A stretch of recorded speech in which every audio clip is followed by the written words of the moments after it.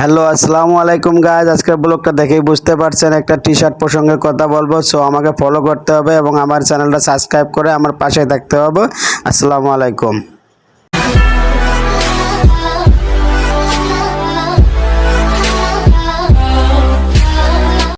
Hello আসসালামু আলাইকুম guys, আজকের ব্লগটা দেখেই বুঝতে পারতেছেন একটা টি শার্ট প্রসঙ্গে কথা বলবো। সো আমাকে ফলো করতে হবে এবং এই ভিডিওটা স্কিপ না করে মনোযোগ সহকারে পুরো ভিডিও দেখতে হবে। সো এখান থেকে আমি শুরু করব, আপনারা আমাকে ফলো করুন।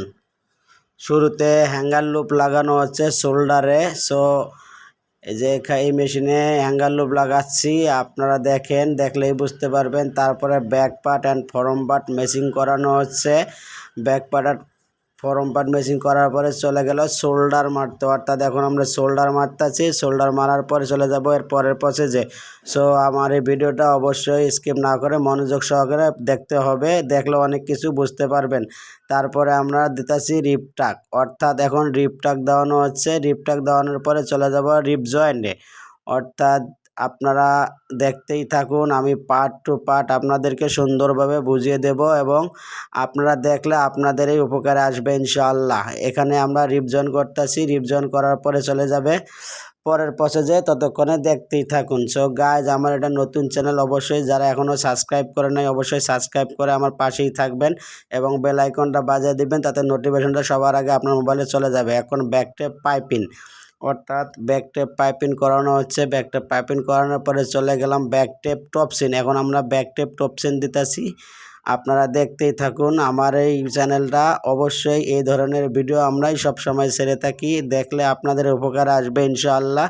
যারা গার্মেন্টসে একেবারে নতুন তাদের জন্য বিশেষ করে এই ভিডিওগুলো খুবই গুরুত্বপূর্ণ।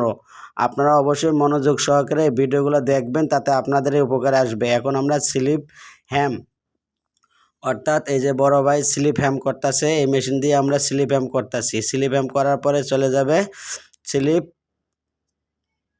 এই যে স্লিপ এক ধরনের স্লিপের কাঁচা কাটতেছে, অর্থাৎ স্লিপ হ্যাম করার পরে ওএসটির যে কাঁচা থাকে সেই কাঁচাটা কেটে দেওয়ানো হচ্ছে, কারণ এটা স্টেপের মাল, যার কারণে এই কাঁচাগুলো স্টেপ ঠিক রাখার কারণে কাঁচাগুলো কাটা লাগে। তারপরে স্লিপ সিজারিং, অর্থাৎ স্লিপ সিজারিং করানো হচ্ছে এই কারণেই, যাতে যেটা বেশি ওভার ওগুলো আমরা কেটে কেটে দেই, কারণ দুইটা পার্ট তখন সমানই থাকে স্টেপ ঠিক রাখার পরে।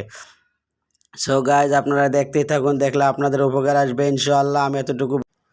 হ্যালো গাইজ, ভিডিওটা অনেক বড় হওয়ার কারণে আমি দুই ভাগ করলাম, অর্থাৎ প্রথম পার্ট অ্যান্ড দ্বিতীয় পার্ট। সো প্রথম পার্টটা আজকে দিলাম এবং দ্বিতীয় পার্টটা দেখার আমন্ত্রণ রইল। আসসালামু আলাইকুম।